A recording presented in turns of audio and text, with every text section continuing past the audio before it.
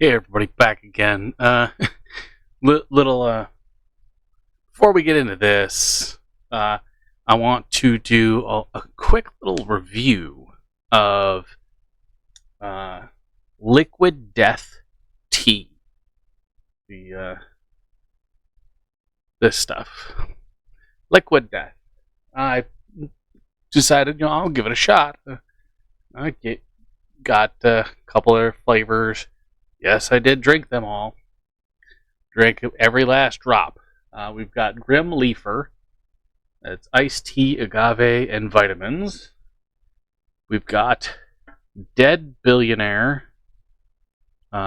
Tea, lemonade, agave, and vitamins. And then we have Rest in Peace, or Rest in Peach, iced tea, agave, and vitamins. And I'm going to be completely honest with you. This tastes like foot fungus. It's nasty. It's disgusting. When I picture the Boston Tea Party, I picture this is the flavor of the water that they threw the tea into. It's absolutely disgusting. It really is. There's no flavor to it except for regret. That is the only flavor you taste, is the flavor of regret. You regret buying it. You regret putting it to your lips. You regret swallowing it. I took one drink and I was like, I want to spit this out, but I'm going to give them a fair shake. It's nasty. Picture British tea made with cold water that you pulled out of your fish tank. That's what this stuff tastes like. Now, I've tasted fish tank water before. I used to have to do the siphon technique where you're and trying to get the water so that you can clean out the stuff. But I mean, it's nasty. It really is. I cannot describe the nasty, nasty, nasty flavor of Liquid Death. It tastes like liquid death. It is disgusting. This is in no way a paid promotion because it's nasty, it's disgusting, and nobody should be drinking this. Nobody. This should be pulled from the shelves. Microdose of natural caffeine, 30 milligrams per can. This psychotic can of iced tea will use agave and B vitamins to savagely murder your thirst and turn its insides into balloon animals to book gigs at children's birthday parties. We donate a portion of profits from every can sold to help kill plastic pollution. I see where the problem lies. Manufactured for Liquid Death mountain water in Los Angeles, California. Yeah, that's why it tastes like shit. It is California water. It's probably heroin shit. People bathing in the swamp waters of LA, and then they just put in a can and sell it. If you're going to buy anything drink related, Liquid Ice. That stuff is delicious. It's just sad that you could only get it on Amazon. Or if you're in like the Midwest and it's a small town bar, they'll have it. But, the brewers, father, son, both pieces of shit. But today was a good day because Junior showed up again across the street, yelling, screaming, threatening, telling the old guy that's living in the RV that he's going to kick his ass and beat his ass and whatnot. And he was just going to cause all kinds of trouble. It was pretty funny. But again, like, Junior's out here yelling and screaming at this guy, and this guy's like, I'm going to break your neck, I'm going to kick your ass, and stuff like that. And Junior went about his day just yelling and screaming. He went over to the kid's house. I call him kid because, they're in their 20s. God, I hate this fucking page, how it fucking refreshes all the damn time. But basically, what had happened is they had a friend over, and they parked on the street near the property across the street. And Junior's like, you move your fucking car, you're going to get ticketed because I'm calling the cops, and the cops are going to give you a ticket for parking there. Well, one, it's not your fucking property. Two, they can park there legally for 48 hours without any issue. And again, it is a city code violation, not something that the police handle. So you have no say. Somebody parks in front of your house, you still have no say because it is the street, which is public property. It is city property. It's public. You've got no say to it. But police showed up and they went and knocked on the RV. The people would not answer the RV door. So police are like, well, we can't do anything. Junior is throwing a fit and arguing, and I want him arrested. I want this. I want that. And he demanded that the police get a tow truck in there and tow the RV off of his property. And the cops are like, we can't touch it. We can't touch it until the 30-day notice is up. And even then, it's code enforcement that does that. And then he's like, but this and but that. And they're like, you have no say in it. You do not own the property. You have no controlling stake in the property. You can't. We cannot take orders from you because you are not the property owner. Your father has to come to us and tell us this. Your father has to sign paperwork saying, I want him trespassed. But this guy right here, he is hiding in Texas right now, somewhere in Texas, hiding out because he has multiple warrants for his arrest.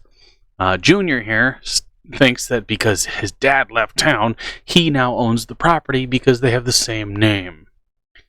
Again, it doesn't work like that, but it's just hilarious because he's saying that he owns the property. The guy's saying that he's got power of attorney because his dad signed paperwork. I've seen the paperwork. I've seen his signature and his kids. I've seen both. I've seen both of these guys' signatures on documents from the court. And the signature that's on the paper that the dude showed is not the same signature.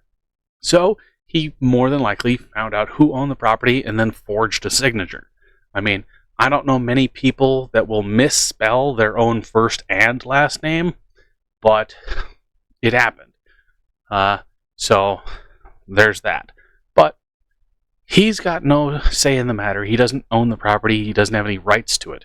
He won't do anything about the property because he'd have to come back and then he'd go to jail immediately after contacting an officer. The officer would be like, put your hands behind your back, get on the ground, and all that stuff. So there's all that stuff going on.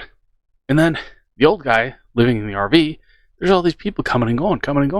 And the cops, the first cop that I called over there, the one that I got a big ass argument with and went and filed a formal complaint against, he ran the plate and it came back some name.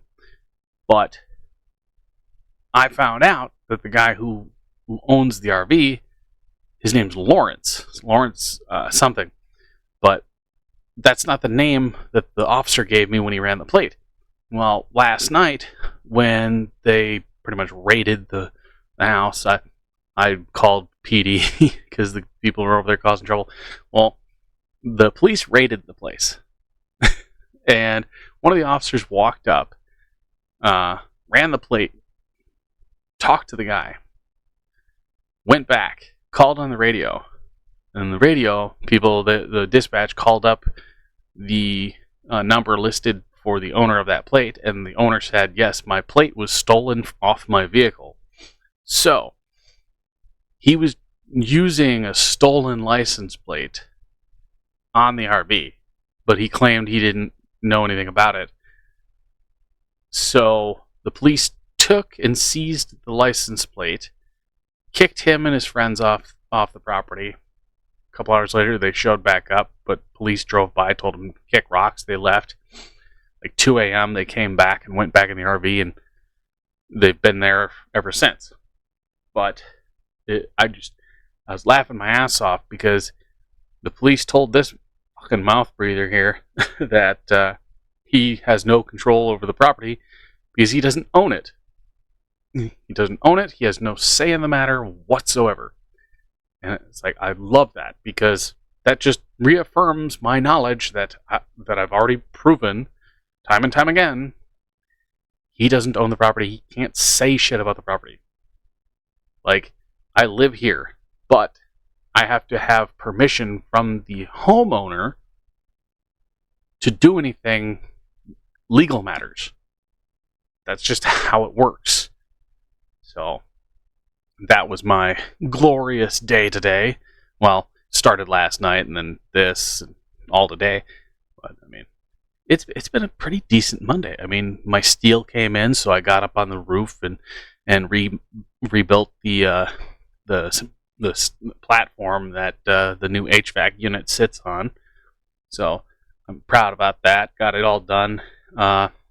Sealed and tarred a bunch of stuff up on the roof that needed basically just a new coating. I mean, you get the vent pipes that come out of the ceiling for like the bathrooms, and then there's like tar around it. Well, after a while, it dries out and cracks and separates.